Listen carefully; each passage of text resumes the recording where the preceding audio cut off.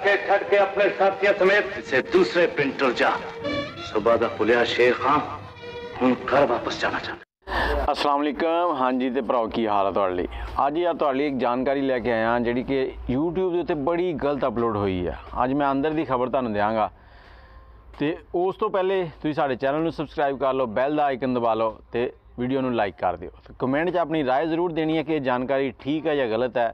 तो हाजी इकबाल हसन साहब जिहड़े ना बहुत ही लीजेंड जे एक्टर गुजरे जिन्होंने हीरो विलन साइड रोल सारे रोल एडे ज़बरदस्त किए ना कि हर रोल जो आए तो बहुत ही ज़बरदस्त अदाकारी की है।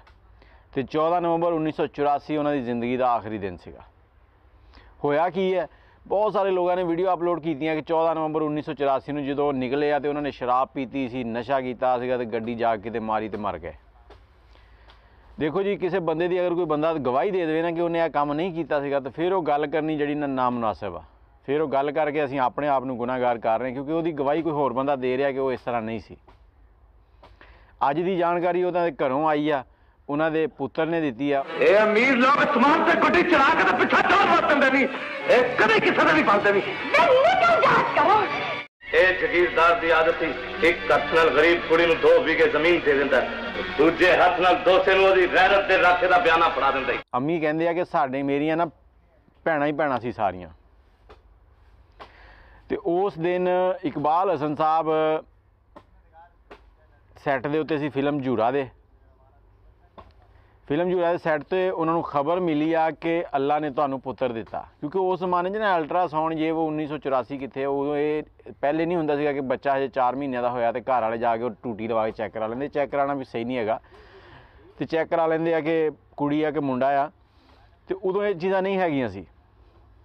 इकबाल हसन साहब ने जो खबर मिली है कि तुहाडे घर अल्लाह ने पुत्र दिता तो वो खुशी इन्नी सी कि उन्होंने खुशी की इंतहा इत्थों लाओ कि जो बाहर निकले ना सानू भी कोई खुशी लभे तो साडा कोई यार बेली नाल दा टकरे ना, असीं चाहते हैं कि असीं उन्होंने नाल ही बिठा के हवा बन जाइए। ये तुसीं आजमाया होना। इकबाल हसन साहब बाहर निकले आ तो उन्होंने निकलदे ही इलियास कश्मीरी साहब पहले तो उन्होंने बिठाया अपनी गड्डी च। उस जमाने जी गड्डी उन्होंने कोई छोटे ही सी मॉडल कोई इलियास कश्मीरी साहब बैठे आ तो उन्होंने बह के तो अपनी गड्डी जी है ना वो उन्होंने लत्तां कोई फसियां तो उन्होंने माजरत कर ली। उन्होंने कहा यार इकबाल तू चल तो मैं ना अपनी गड्डी आँदी वो ही आना, मेरिया ये ना थोड़ा औखा हो रहा। तो उस बाद उन्होंने दूसरे अदाकार उन्होंने अपने नाल असलम परवेज़ साहब ने बिठा लिया।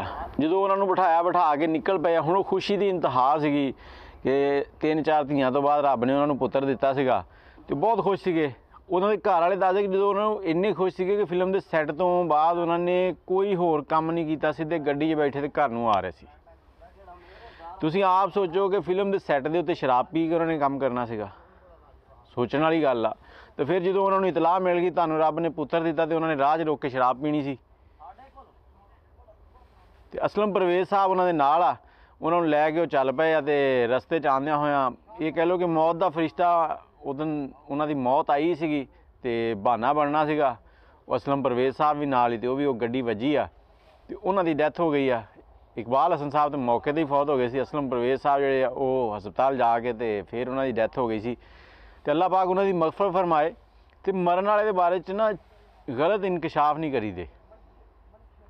अगर तुसी उन्होंने बारे च गलत वीडियो अपलोड कीतियां हैं जिन्ने भी यूट्यूबर ने तो मेरी उन्होंने तो गुजारिश है कि उन्होंने वीडियो नूं हटाया जाए क्योंकि रब नूं जवाब देना तो उत्थे जाके सवाल जवाब होने हैं कि तुसीं यह गल कही सी क्यों कही सी। ये समझ लो कि जो तुसीं गलत गल की ना तो अगर वो 1 लाख बंदे ने वेखी है तो वो 1 लाख बंदे ने जो सोचा वो भी तुहाडे खाते 'च ही पैना। इहो जी गलत जानकारी दे के तुसीं व्यूज़ तो ले लेंदे हो लेकिन व्यूज़ लैण तो बाद ये नहीं सोचते कि वो आखिरत तुहाडी की बननी है। अल्लाह पाक हाजी इकबाल हसन साहब उन्होंने मगफरत फरमाए तो उन्होंने दर्जात बुलंद फरमाए। मेरी तो दुआ ही है उन्होंने लिए अल्लाह उन्होंने हर पासे आसानियाँ करे। ये मैनू इजाज़त दो, दुआवां याद रखियो। अल्लाह हाफिज़।